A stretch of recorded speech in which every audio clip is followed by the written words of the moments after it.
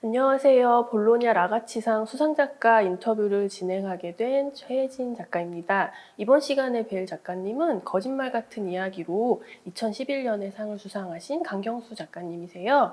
이렇게 모시게 되어서 영광입니다.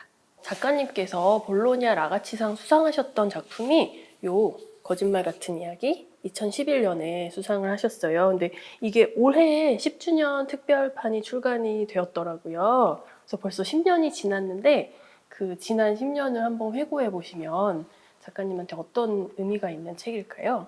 거짓말 같은 이야기로 첫 책을 냈었고 그 책으로 이제 볼로냐 라가치상이라는 큰 상도 타게 되고 정말로 그때 당시에는 굉장히 정신없이 막 지나치고 바쁜 시간을 보냈던 것 같은데 그림책 작가 생활을 계속 해오면서 이 책은 저에게도 좀 어려운 책이었던 것 같아요. 책 내용도 물론 어려웠지만 이 안에 담겨 있는 어떤 조금 무게로서 저를 이렇게 좀 짓누르는 감이 있어갖고 앞에서는 작가로서 한 사람으로서 살아가는 게 약간 이제 좀 부끄럽고 작아지고 움츠러드는 그런 느낌에 드는 그런 책이었고 그렇게 살지 말라고 이제 책찍질을 매번 해주고 있는 그런 책 같기도 해서 항상 이렇게 반면교사로 네네네. 삼는 그런 작품인 것 같고 굉장히 그러니까 조금 무거운 작품이죠. 저한테도 네네. 계속 그렇게 좀 무겁게 남아있는 작품인 것 같습니다. 그러실 수밖에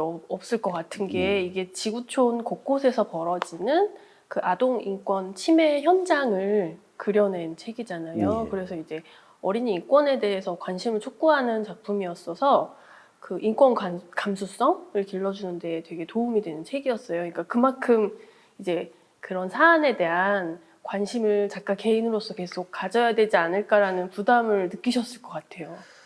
예, 그러니까 여러 가지가 있었죠. 그러니까 한 사람의 가장으로서 생활인으로서 생활을 해 나가는 부분도 있었고, 그거를 이제 영위하기 위해서는 굉장히 이제 일 같은 것도 굉장히 바쁘게 해야 되는 부분도 있는데, 그러다 보면은 이제 이 책이 갖고 있는 어떤 정수나 이런 담고 있는 이야기 같은 것들에 대해서 조금 멀어질 때도 있고, 그럴 때마다 이제 조금 제 마음속에는 이제 빛이 좀 있는 것 같이 조금 무거운 그런 느낌이 좀 있었습니다. 그런데 그게 이제 이번에 또 10주년을 맞이해서 다시 한번 의미를 천천히 되새기고 살펴보는데, 그러니까 계속 책은 이야기를 하고 있는 것 같아요. 그러니까 이제 어떻게 사는 것이 올바르게 사는 것이고, 무엇이 좀 그러니까 나태해지는 그런 정신 같은 걸 한 번씩 채찍질해주는 그런 책인 것 같습니다. 이게 2011년에 수상한 책인데요.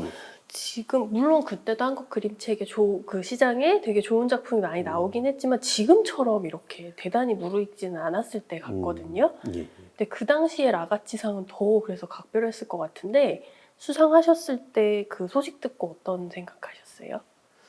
11년에 제가 탔다면은 그 이후로는 거의 뭐 매년 한국 작가분들이 그 리스트에 있을 정도로 이제 나가치 맞아요, 상이 맞아요. 굉장히 친숙한 네. 그런 상이 돼서 많은 분들도 이제 더 익숙해지고 더 친근해졌었는데 그때 당시만 해도 조금은 생소하고 조금 맞아요. 멀리 있는 그런 느낌도 살짝 있었는데 저 역시도 이제 마찬가지였죠. 그러니까 출판사에서 책이 나오기 전에 가제본으로 미리 만들어서 이제 그쪽 사무국으로 보내서 가제본이 그 상을 받은 거였어요. 그러니까 정식으로 우리나라에서는 책이 나오기 전이었었죠. 그러니까 그때 당시에는 이제 자기의 이름을 걸고 나오는 그림책 한 권만 있어도 이게 꿈이야 생시야 하는 그런 심정으로 살고 있던 사람이었는데 첫 책이 아직 나오기도 전에 멀건 먼 타국에서 무슨 어떤 큰 상을 받았다는 이야기를 들었을 때는 사실은 좀 실감이 안 났어요. 그래서 처음에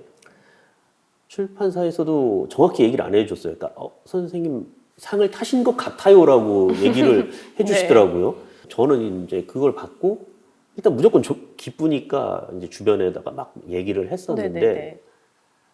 다시 생각해보니까 출판사에서 정확히 얘기를 안 한 것 같은 생각이 다시 들더라고요. 그래서, 이거 괜히 또 망신을 당하는 거 아닌가라고 잠깐 가슴을 졸였다가 그 뒤에 이제 맞다고 해갖고 굉장히 생소하고 흔히들 얘기하는 진짜 꿈 같은 일이었었다고 봐야겠죠. 예. 네네네. 그러셨을 것 같은 이유가 또 하나, 거짓말 같은 이야기가 출간 거절을 엄청 많이 당했던 책이라고요. 이게 첫 책이신데 네, 출간 거절을 계속 당하다가 가제본 상태로 넘어가는 게 상을 탄다는 것도 되게 드라마틱한 일이잖아요. 원래는 2007년도 정도에 책이 완성이 돼 있었어요. 그러니까 네, 미리 네, 스케치 네. 단계로 다 완성이 돼 있었었는데 그때 당시에 이제 저는 그림책 작가를 굉장히 희망하고 있었고 어떻게든 책을 한 권만 냈으면 좋겠다라는 그런 강렬한 그러니까 욕구에 막 사로잡혀 있었던 때. 그러니까 누구라도 책을 내준다면은 내 영혼의 한 10분의 1 정도는 떼어줄 수도 있겠다라고 네네. 막 생각할 정도로 자기 이름으로 된 책을 이제 내고 싶어 했던 때인데 그때 당시에는 그러니까 제가 만화를 그리다 넘어온 지 그렇게 오래 안 돼서 이쪽 출판 쪽의 생리를 잘 몰랐을 때라서 그림책을 만들고 싶어서 막 그러니까 에너지는 막 굉장히 많았던 상태라서 이거를 만들고서 어떻게 해야 될지를 몰랐어요. 그때 당시에는 이제 출판계 쪽에 아시는 분들도 많이 안 계시고 해서 그냥 무작정 서점에 대형 서점에 가서 그 책의 뒤에 보면 편집부 전화번호가 나와 네네네네네. 있어갖고 거기다가 이제 일일이 전화를 했었죠. 제가 뭔가 이야기를 만든 게 있는데 한번 보여드릴 수 있냐라고 이제 막 무작정 전화를 해갖고 그쪽으로 가서 이제 미팅을 하고 막 그랬었었는데 좋은 쪽의 이야기를 많이 못 들었었죠. 이야기 자체가 이렇게 그러니까 밝고 건강한 이야기라고 보기는 좀 어려운 부분들이 있어서 그러니까 이제 좀 좋은 이야기를 많이 못 듣고 돌아오는 길이 참 쓸쓸했어요. 여러 군데를 많이 뛰어다녔었는데 예. 근데 이제 거절을 많이 당하다가 그 뒤로 이제 에너지가 많이 빠지고 그래서 고민을 좀 그때 많이 했었어요. 그러니까 내가 하고 싶은 그림책은 이런 건데 이게 책으로 만들 수가 없구나. 받아주는 이렇게 출판사들이 많지가 않구나. 라는 생각을 하니까 의기소침했던 것 같아요. 그래서 한 몇 년 동안 그 이 콘티를 묵혀뒀었죠. 그러다가 이제 다시금 이렇게 어떻게 기회가 닿아서 네네네. 예, 좋은 기회로 연결돼서 책을 만들 수 있게 되었습니다. 네네. 그 출판사들이 그 당시에 환영하기가 좀 어려웠었을 것 같은 이유가 지구촌에서 벌어지는 아주 어두운 이야기를 담고 있잖아요. 예. 근데 이제 한편으로 또 최근에 내신 눈보라라는 책이 있어요. 예. 네.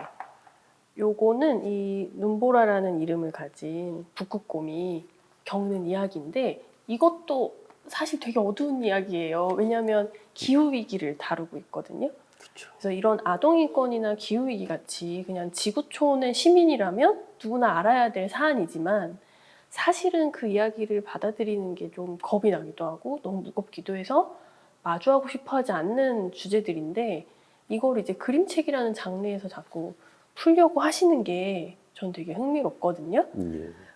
이렇게 좀 독자들을 조금은 불편하게 할 수 있는 주제의 그림책을 만들 때 유념하시는 부분이 혹시 있으세요? 이런 책들을 만들 때는 전제가 그런 것들이 기본으로 좀 있는 것 같아요. 그러니까 자기 반성 같은 부분. 그러니까 나 스스로도 이 책을 들려주면서 독자들한테 그러니까 좀 불편감을 좀 주는데 그 불편감을 저도 똑같이 갖고서 이제 시작을 하는 거죠. 그러니까 저도 반성을 하고 독자와 같은 시선으로 이 이야기를 풀어내는 거거든요. 이야기 자체를 그러니까 한 번은 좀 해야 되는 이야기지 않을까. 그리고 지금 살아가고 있는 이 사회를 좀 담고 싶은 그런 좀 욕심이 많이 있었어요. 그러니까 거짓말 같은 이야기는 그때 당시에 그런 아동 인권에 대한 그런 현실을 좀 담아내고 싶었고, 이 눈보라의 북극곰 이야기는 기후 위기도 기후 위기지만 단순히 기후에 대한 문제가 아니라 그것을 촉발시킨 우리 인간들의 어떤 욕심이나 우리가 막 가고자 하는 그런 어떤 거대한 욕망들로 인해서 누군가가 그러니까 상처받고 그러니까 누군가가 쫓겨나고 누군가가 변하고 이러한 부분들을 좀 같이 얘기해보고 우리가 한 번은 그걸 마주해야 되지 않나라는 생각에 근데 물론 이런 얘기를 한다고 그래서 나는 내가 좀 더 우월적인 존재라서 작가로서 그러니까 독자분들이 이렇게 봐야 돼라는 게 아니라 그러니까 저 역시도 이제 독자들과 같은 입장으로 좀 부끄럽거나 좀 불편한 감을 느끼면서 그러니까 같이 느끼는 거죠. 그 감정을. 그러니까 거짓말 같은 이야기를 보면서 저도 역시 부끄럽고 좀 이 작품 앞에서 작아지는 네, 것처럼 네, 네. 우리 사회나 현재의 문제들을 이야기할 때는 저 역시 그러니까 예외가 아니라 같은 선상에서 독자들과 같이 바라보면서 좀 반성이나 아니면 뭐 생각할 것을 같이 좀 공유하거나 나눴으면 하는 그런 생각으로 만드는 것 같습니다. 네네. 책을. 제가 또 하나 흥미로운 점이 뭐였냐면 공감이 잘 되려면은 나하고 상관 있는 이야기들에 공감이 되게 잘 되잖아요. 그쵸. 그러니까 가까운 순서대로 그쵸. 공감이 잘 되는데 이 아프리카에서 착취당하는 어린이랄지 집을 잃어가는 북극곰은 지금 여기 한국하고 아주 멀리에 있는 대상이에요. 근데 거기까지 관심이 그렇게 뻗친다는 게 그리고 그걸 마음 아파한다는 게 신기하고 놀랐어요. 그것을 어떻게 보여주는 방식에 따라서 같은 이야기도 사람들은 다르게 그러니까 받아들일 수 있다고 생각해요. 만약에 뭐 그러니까 9시 뉴스 한 토막에 콩고에서 뭐 내전이 벌어져서 소년병이 있었다라고 나오는 것이랑 이 거짓말 같은 이야기에서 나오는 소리라는 그런 그 전달자를 통해서 아이가 말하는 입으로써 우리가 이렇게 받아들이는 거는 그러니까 감성적으로 조금 받아들일 수 있는 그 크기라고 그럴까나? 그런 부분들이 좀 다르게 다가오는 것 같아요. 그래서 같은 사실을 어떻게 바라보고 어떻게 이야기하냐에 따라서 독자들은 그 받아들이는 강도라든지 아니면 밀접성, 그 나와의 관계 같은 것들을 그 크기가 제각각으로 다 받아들일 수 있는 것 같아요. 이 눈보라 같은 경우도 그러니까 눈보라를 쫓아가는 관찰자의 입장으로서 눈보라를 대변하면서 이야기를 하기 때문에 눈보라가 나라는 가질 수 동질성 있는 내지는 거죠. 친밀성을 네네. 조금 더 크게 닿기 때문에 아마도 그냥 9시 뉴스에서 한 꼭지로 흘러나오는 북극곰 이야기랑 이 책에서 말하는 목소리의 그 북극곰의 그 받아들이는 그런 것들은 그러니까 조금 차이가 네네네. 날 수 있다고 그래서 생각합니다. 그렇게 멀리 있는 대상을 가까이 느끼게 해주는 되게 좋은 책들인 것 같아요. 네. 감사합니다. 근데 책들이 다 제가 느낄 때는 근저에 되게 큰 질문을 던지는 책이라고 생각하거든요. 뭐 이를테면 눈보라는 자꾸 이제 빙하가 녹으니까 먹이를 찾기 어려워가지고 인간 사는 곳으로 내려온 곰이 되게 핍박을 당하다가 우연히 팬더는 왜 이렇게 사랑받지? 하면서 이제 팬더 분장을 하면서 사람들한테 거짓된 모습인데 사랑받는 모습으로 보여지잖아요. 근데 이런 것들이 요즘에 이제 자아를 연출하고 있는 탈진실의 시대에 이런 걸 은유하는 것 같기도 하고, 그리고 작가님 작품 중에 꽃을 선물할게? 이런 너무 크고 예쁜 이런 책이 있는데 이것도 그냥 보면 그냥 예쁘고 뭐 아기자기한 이야기가 나올 것 같아요. 근데 막상 이 책을 보면은 이 거미줄에 걸린 무당벌레를 구해줘야 되는가 말아야 되는가에 고민을 하는 곰이 나오는데 이 이야기를 통해서 선의가 무엇인가 이런 거에 대한 정말 거대한 질문을 던지고 있거든요. 근데 이렇게 흔히 철학적이라고 불리는 질문들을 이렇게 밑바탕에 깔아놓고 작업을 하는 걸 즐겨 하시는 것 같은데 맞을까요? 어떤 주제를 상정하고 이야기하고 그거를 이제 그림책으로 만들 때에 그러니까 너무 드러나게 보이는 방식보다는 조금 더 꽁꽁 싸매고 그 안에 이제 작가가 하고자 하는 어떤 이야기 알맹이 그런 핵을 좀 숨겨놓는다고 그럴까나 그런 부분들을 상당히 좋아하는 것 같아요. 제가 영화를 굉장히 좋아하기도 네네. 하는데 그런 데서도 좀 영향을 많이 받은 것 같기도 하고 그런 부분에서 재미를 좀 많이 느끼는 거죠. 그걸 잘 숨기고 독자들이 그거를 이제 한꺼풀씩 벗겨내면서 이 책이 어떤 책이다라는 걸 알아줄 때 희열 같은 거를 느끼는 것 같아요. 네네네. 그래서 그게 이제 독자로서 깊이 있는 다층적인 독서를 할 수 있다는 즐거움이기도 한데 어떻게 보면은 어린이 독자를 염두에 두고서는 예. 아이들이 읽기엔 조금 어렵지 않을까? 아이들은 그 핵까지 가 닿을까? 이런 질문도 또 들 것 같거든요. 작업하실 때 어린이 독자는 어떻게 염두에 두고 작업을 하시는지 궁금해요. 다층적인 그러니까 주제나 이야기를 나누고 있는 책에서는 꼭 염두를 해둔다라기보다 그러니까 보이는 그대로 좀 느껴 바뀌었으면 하는 생각이 좀 있어요. 왜냐하면 어떠한 한 가지 주제나 사건, 이야기를 봤을 때 연령대별로 받아들이는 그런 사고나 어떤 그런 그러니까 내가 느끼는 그런 방식들이 다 틀리다고 생각을 하거든요. 그러니까 아이들이 만약에 꽃을 선물할 게 같은 거를 봤을 때는 무당벌레의 기지 같은 것들, 그러니까 처세술 같은 거, 세상을 저렇게 살아가야 되는구나라고 느낄 수 그런 느낌을 받지 않을까라는 생각을 좀 하고 만약에 눈보라 같은 거를 아이들이 봤을 때 느끼는 감정들은 왜 팬더와 뭐 북극곰을 차별할까? 그러니까 모든 동물 생명의 어떤 소중함 같은 거를 이야기할 수도 있고, 근데 이제 성인 독자들이 봤을 때는 이제 조금 더 다른 시각적으로 좀 접근을 하겠죠. 그러니까 뭐 인간이 갖고 있는 그 이중적인 내면 같은 것들,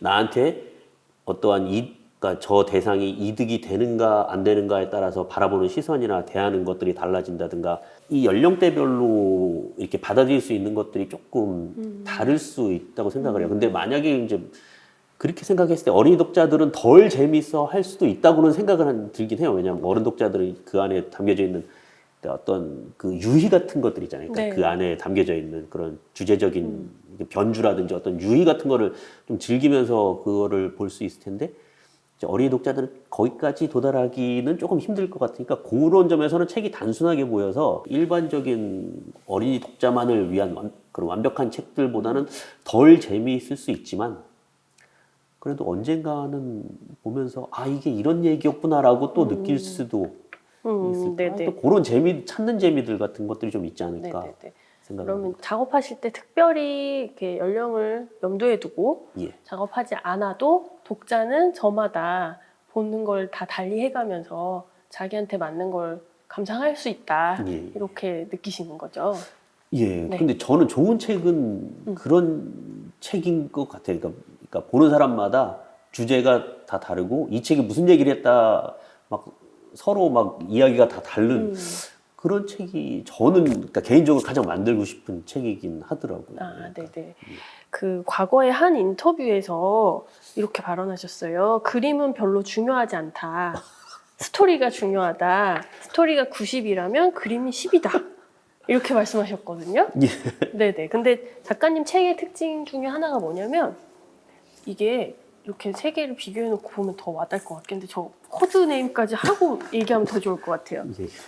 이렇게 보면 이게 같은 작가가 그린 게 맞나 싶을 정도로 그림체가 엄청나게 달라요. 그래서 그림체가 고정되어 있지 않은 작가님 중에 한 분 같거든요. 이게 그림이 중요하지 않아서 이런 건가요? 그러니까 이제 이게 사람이 말을 잘 해야 되는데, 네. 그러니까 그 과거에 그런 발언을 했을 때는 이제 100% 개인적인 의견이었고요. 그러니까 다른 분들한테 통용되는 얘기는 절대 아닌 것 같고, 제가 느꼈을 당시에는 이제 스토리나 연출, 그러니까 화면 연출 같은 것들이 너무 중요하다고 생각을 했었는데, 근데 이제 아이러니하게도 스토리가 이제 90이다, 그림은 10이다라고 했는데 결국에 고민하는 시간을 보자면 그림이 90이고 스토리가 10이더라고요. 그러니까 그림이 너무 어려워요. 그러니까 중요한 거는 스토리가 중요하다고 생각을 하지만 그림도 그만치 그러니까 어렵고 중요하더라고요. 그래서 제가 과거에 그런 발언을 왜 했는지 참 반성을 그러면 하면서. 지금 다시 고쳐가지고 그러니까 5대 5로. 해보실까요? 예, 5대5로? 예. 스토리도 5고 그림도 네네네. 5다라고 똑같이 중요하다. 그럼요. 네. 결국에는 어떤 사람이 있다고 하더라도 왜 우리가 이제 회사에 출근한다거나 어디 갈 때 화장을 하거나 몸을 씻거나 뭐 이런 것도 굉장히 중요하고 이제 사람들 앞에 나서는 거, 사회생활을 하고 인간관계를 맺는 데 있어서 굉장히 중요하고 이런 부분인데, 근데 그런 뭐 그림이라는 것은 그런 외향적인 것만 얘기하는 건 아니지만 하여튼 너무너무 중요한 거죠. 그러니까 모든 것을 그걸로 표현이 돼야 되기 때문에, 그래서 과거의 발언을 참 반성하면서 그런 의미가 아니었다라는 걸 다시 한번 이야기하면서 5대 5로 중요하다. 그렇게 해서 정리하고 넘어가 보고요. 작가님 책 중에는 커다란 방귀처럼 그냥 막 웃기기만 하고 한없이 가볍다고 볼 수 있는 책도 있고, 거짓말 같은 이야기처럼 인권을 다루는 정도의 무게감 있는 이야기도 있어요. 사실은 그림책이 다룰 수 있는 이야기의 범주는 굉장히 넓잖아요. 근데 이제 그림책이기 때문에 그림책으로 될 수 있으려면 이런 글의 특성이 있는 게 좋다라고 하는 특수성이 혹시 있을까요? 그림책의 글은, 그림책의 이야기는 이런 게 적합하다라고. 그래서 최근 들어서 느끼는 것은 동시가 굉장히 그림책으로 만들기 좋은 글감이 아닌가라는 생각을 많이 하거든요. 어떤 시나 이유에서 동시. 그럴까요? 그 짧은 글 안에 어떤 그러니까 함축적인 의미를 내포하고 있으니까 그림으로 표현해주기 가장 그러니까 궁합이 잘 맞는다고 할까나 뭐 그런 느낌이 좀 들어갔고 동시, 시 아니면 노랫말 같은 것들이 굉장히 잘 어울린다는 네네네. 생각을 좀 갖고 있습니다. 그러니까 뭐 다룰 수 있는 주제 면에서는 되게 다 다룰 수 있지만 형식적으로 함축적인 글이 적합하다라고 볼 수 있겠네요. 예. 그 인터넷 서점에서 작가님 이름을 검색해 봤거든요. 예. 100권도 넘게 나오는 거 혹시 아시나요? 그 엄청 다작을 하세요. 혹시 지금까지 몇 권 내셨는지요? 제가 기억이 기억 못 하시죠? 예, 몇 아마 한 권을- 70권은 되지 않을까요? 그래도. 모르겠습니다. 어느 순간부터는 세질 않아 갖고 그러니까 셀 수 없을 만큼 많이 작업을 하시는데요. 예. 그 장르도 어떤 어린이 지식책의 사파 작업도 있으시고 만화책도 만들고 계시고 이렇게 창작 그림책도 만들고 동시집도 내셨어요. 이런 다작을 계속 추구하시는 특별한 이유가 있을까요? 일단은 예전부터 좀 손이 빠르다는 얘기를 좀 많이 들었었고 무언가 새로 만드는 거 이야기 만드는 거를 좀 워낙 좋아해서 예 그냥 그러니까 좋아하니까 계속 했던 것 같아요. 그러니까 좋아서 그렇게 작업을 네네.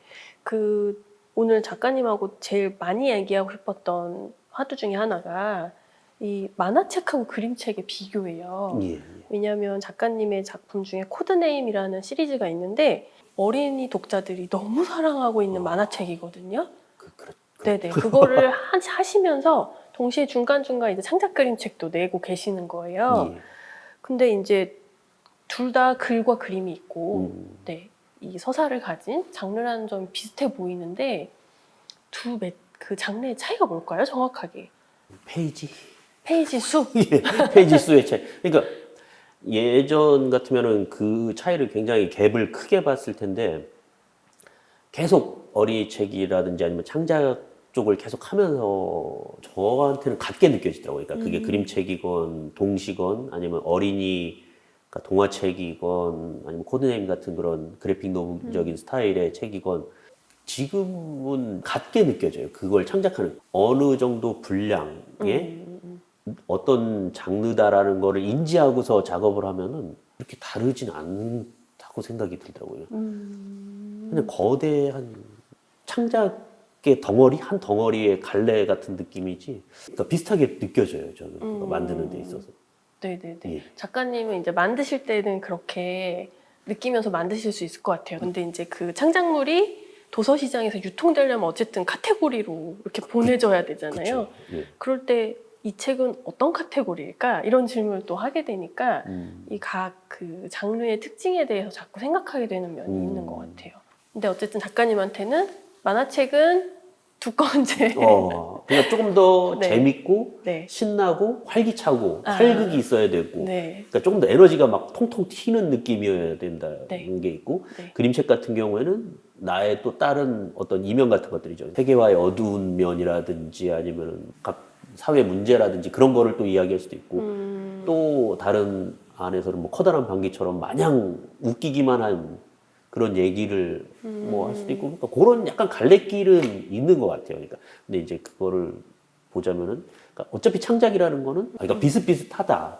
그러니까 그 특성만 잘 파악하고 내가 어떻게 책을 만들겠다라는 것이 조금 다른 것 같은 생각이 많이 들더라고요. 네네. 그러니까 분량의 차이도 있고 그림책은 좀 더 역동적이고 활달하고 이 주인공의 움직임이나 사건 사고 이런 게 좀 더 강조되고 그렇죠. 그림책은 좀 더 내면적이고 예. 사색적일 수도 있고 예. 그렇다는 차이가 예. 있네요. 네네. 그 작가님이 책 나온 이후에는 10년이죠. 예. 활동하신 지. 근데 그 전까지 그 준비하셨던 기간까지 합치면은 정말 오래 활동하신 중견 작가가 이제 되셨어요. 예, 그렇죠. 그래서 어느새. 한 15년 정도 그래도 이 한국 그림책 시장에서 이렇게 옆에서 지켜보신 관찰자가 되셨는데요. 한국 그림책 시장의 발전을 한 세 단어 정도로 요약해보면 어떤 단어를 꼽을 수 있을까요? 세 단어 정도. 네. 역동성, 역동성, 변화, 역동성, 변화, 젊다. 아, 젊다. 그런 것 같아요. 꽂으신 이 단어들의 이유도 조금 짧게 첨언해 주실 수 있을까요? 왜 그렇게 꽂으셨는지? 그러니까 아까도 말씀하셨듯이, 그러니까 10년 전과 지금의 그림책 시장은 되게 많이 달라져 있는 것 같아요. 젊고 그 활기찬 신선한 작가들도 어디선가 갑자기 막 혜성처럼 나타나고, 막 그림책이 어떤 변화 같은 것도 굉장히 빠른 것 같고, 세계적인 흐름 같은 것들도 더 빨리 받아들이고 움직이고 막 그런 것들이 쏟아져 나오고 막 이러는 시장 같아갖고, 어떻게 보자면은 다른 뭐 예전에는 유럽이나 어떤 뭐 미국, 일본 이런 시장이 굉장히 부러워하고 그랬었는데, 근데 그런 시장이 약간 우리 쪽으로 턴이 좀 넘어온 것 같을 정도로 굉장히 다양하고 막 참신하고 그런 책들도 많이 나오는 것 네네네. 같아갖고. 혹시 작가님 보시기에 정말 지금 역동적으로 이렇게 막 발전하고 있는 이 폭발적인 성장의 배경에 뭐가 있는 것 같으세요? 갑자기 왜 이러는 거죠? 한국 그림책 요즘에? 나라 자체가 약간 경제력이 올라가면서, 어차피 문화는 그 나라의 어떤 그런 경제 수준이랑 같이 맞물려서 올라가는 네네. 게 아닐까라고 이제 좀 생각이 많이 들더라고요. 그러니까 이 그림책이 아니라 다른 여러 분야를 봐도, 영화나 뭐 노래, 드라마, 뭐 애니메이션 이런 걸 봐도, 게임 같은 것도 그렇고 세계적인 수준까지 막 이렇게 치고 올라가는 그런 한국의 어떤 네네네. 그런 컨텐츠들이, 근데 그거에 발맞춰서 그림책도 같이 나라의 어떤 경제 성장과 함께 더 풍요로워진 게 아닐까라고 좀 저 자체적으로는 생각을 하고 있습니다. 네네네. 예. 근데 작가님이 그 신인 시절에 활동하셨던 때만 해도 2010년대 초반만 해도 그림책 작가는 1세 작가라는 그런 자조적인 말들이 있었던 걸로 알고 있거든요. 예.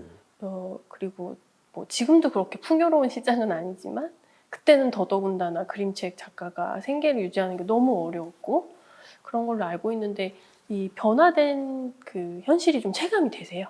요즘에 정말로 그림책 시장이 좋아지고 있구나라고 느껴지세요? 작가 입장에서? 솔직하게 말씀드리면은 다양성은 더 많아지고 외부에서 보기에는 좋아졌는데 그렇게 크게 달라진 것 같지는 않습니다. 그럼 네네. 예, 여전히 그림책 작가로만 놓고 보자면은 그렇게 많이 달라진 것 같지는 않다는 생각이 좀 들어요. 저희 왜 그 80년대, 90년대, 뭐 90년대에서 2000년대 정도인 것 같아요. 예, 예. 이때 한국 그림책이 어땠는지 돌아보면은 그때는 한국적인 것을 그림책 안으로 갖고 와야 한다는 약간의 강박적인 생각도 있었던 것 같아요. 뭐 예. 이를테면 전래동화를 그림책으로 만든달지, 그리고 그 그려지는 풍경이나 인물이 다 한국을 배경으로 한달지 이런 방식으로, 혹은 뭐 동양화의 도구를 사용해서 그림책을 만든달지. 예. 그래서 이 윗세대 작가들은 한국적인 것이란 무엇인가에 대해서 엄청 고민을 많이 하셨던 것 같거든요. 예. 근데 이제 작가님부터 그리고 후배 작가들은 사실 이게 초연결 시대에 저희가 살고 있잖아요. 그래서 뭐 이 인스타그램으로 몇 번만 봐도 외국 작가 작품을 보는 게 너무 어렵지 않은 이런 시대를 살면서 한국적인 게 무엇인가에 대해서 더 이상 그렇게까지는 질문을 안 한다고 느껴지기도 하거든요. 예. 작가님 스스로는 나는 그래도 한국 작가야 라는 식의 그런 정체성을 좀 느끼면서 작업하세요? 당연히 한국 사람이니까 이 한국적인, 그러니까 한국 사람이라고 느끼고 작업을 합니다. 근데 저는 개인적으로 작업할 때 꼭 한국적인 거를 고집하지는 않는 것 같은데, 나이가 좀 들고 계속 생각은 뭔가 한국적인 걸 하고 싶은 욕구는 옛날보다 더 강해지고 있기는 하더라고요. 아, 그래요? 경력이 예. 쌓이면서 그 욕구가 더 강해지세요? 예. 그러니까 예전에는 외국 책 같은 그런 책들도 해보고 싶다. 막 이런 그런 느낌이 나게 한번 해보고 싶다. 막 그런 생각도 있었는데, 그러니까 나이가 들면서는 오히려 좀 더 우리 것을 새롭게 이전에 없던 걸로 이야기를 만들어내고 싶다 뭐 그런 것도 좀 많이 생기더라고요. 예를 들어서 뭐 조선시대와 스팀펑크 시대를 합쳐서 뭐 그런 역사물을 이렇게 퓨전해서 그런 사극 같은 거를 만들어 보고 싶다 막 그런 생각을 좀 많이 요즘 생각을 하고 있는데 오히려 좀 뒤에 가서 더 우리 것을 한번 이야기를 만들어 보고 싶다는 욕구는 많이 생기는 것 같아요. 네네네. 혹시 작가님 작업에 영향을 주었던 한국 문화가 있나요? 뭐 그림책만 염두에 두고 말씀하시지 않아도 되고, 이런 한국적인 문화들에 영향을 받은 것 같다 내가 하는 부분이 있을까요? 김동수 작가님은 굉장히 좋아해갖고 그분도 보면 약간 좀 그러니까 좀 한국적이라기보다도 약간 세계화하는 그런 어떤 세련된 그런 그림 스타일 갖고 계셨고, 그리고 김동수 작가님 굉장히 좋아하고 그림책 쪽에서는 굉장히 좋아했었고. 김동수 작가님은 동양화처럼 보이는 그림을 그리지만 그렇죠. 모던하게 예, 네, 약간 그런 동시대의 느낌. 세계인이 감상할 수 있는 예. 감성으로 잘 현대화시킨 작가님이죠. 그러니까. 네. 제가 이거 오늘 이 영상을 보실 독자님들, 시청자님들이 해외분도 계셔가지고 자랑하고 싶은 한국 그림책 3권만 좀 추천해달라고 사전에 부탁을 드렸어요. 어떤 예. 작품들 꼽아 오셨는지. 너무 훌륭하신 작가님들이 많이 계신데 이제 개인적인 취향으로서 이제 말씀을 드리자면은 이기훈 작가님의 BPC 네, 네, 네. 같은 경우에는 진짜 외국에서도 이렇게 많이 인정받을 수 있는 그런 작품인 것 같아갖고 굉장히 디테일한 그런 이야기 구성과 굉장히 많은 그런 그래픽 노블적인 컷으로 이야기를 만들어갖고 물이 없어지는 그런 시대에 사람들이 막 물을 찾는 그런 욕망 같은 것들, 그런 욕망들이 과해지면서 벌어지는 그런 이야기들을 굉장히 디테일하고 섬세한 화풍에 굉장히 많은 컷으로 그래픽 노블적으로 담아낸 책이라 갖고 아무래도 세계 여러 나라에서 본다고 하더라도 굉장히 좀 큰 감명을 받을 수 있는 책이지 않을까. 또 한 거는 네. 김세현 작가님의 그 준치가시. 네. 예. 요거, 준치가시. 요거는 이제 완전 전작품하고 그래픽적으로는 그렇죠. 진짜 다른 스타일을 추천해 주시네요. 이것도 이렇게 설명해 주시면 도움이 많이 될 것 같아요. 예, 준치가시 같은 경우에는 굉장히 이제 좀 한국적인 동양적인 느낌, 한국적인 느낌을 굉장히 잘 살린 작품으로 백석 시인의 그런 시를 갖고서 시 그림 책인데 시 내용도 너무 좋고, 그러니까 친구들과의 우정 같은 그런 이야기를 담고 있는 아주 귀엽고 소박한 내용인데 거기에 들어가는 그림 같은 것들, 그러니까 동양화에서 이렇게 막 펼쳐지는 화폭에 펼쳐지는 그런 강렬한 그런 그림 같은 것들이 클라이막스를 막 향해 가는 그런 느낌, 그러니까 잔잔해지다가 굉장히 그 격동적인 화면 연출과 함께 막 그 고기들이 막 수영을 하는 그런 장면들 같은 것들이 있는데 그런 것들을 본다면은 다른 여러 나라 사람이 봐도 굉장히 좋은 책이다라고 느낄 수 네네네. 있지 않을까라고 해서 네네. 예, 그거는 그거. 이제 정리 한번 해보자면 그 동양화 재료로 동양화 기법으로 그린 그림들이지만 그래픽적으로 이렇게 강렬할 수 있다는 거를 예, 보여주는 작품이죠. 그렇죠. 네. 세 번째, 그러니까 마지막으로는 이제 제가 좋아하는 김동수 네. 작가님의 천하무적 고무동력기라는 책이 있는데 판타지스러운 이야기예요. 그러니까 뭐 아이가 엄마가 없는 집에 와서 그냥 고무동력기를 만들어서 날리면서 여러 곳을 돌아다니고 막 모험도 하고 막 귀신도 쫓아오고 막 이런다는 좀 다소 황당하고 익살스러운 내용인데 그림으로 그거를 너무 자유롭게 아이의 어떤 상상과 맞물려서 그 표현을 하고 여행을 떠나고 다시 돌아오고 이러한 부분들이 그러니까 황당한 이야기지만 그림이 잘 보완해서 표현해 주기 때문에 아이의 그냥 어떤 장난스러운 모험을 같이 했다라는 생각이 들어서 굉장히 좋아하는 책이고, 예. 그래서 한번 추천을 드리고 싶습니다. 네네. 예. 사실은 그림책이 국적을 뛰어넘을 수 있는 되게 아름다운 장르잖아요. 작가님이 가장 감탄하는 그림책의 특징이 어떤 건지 궁금해요.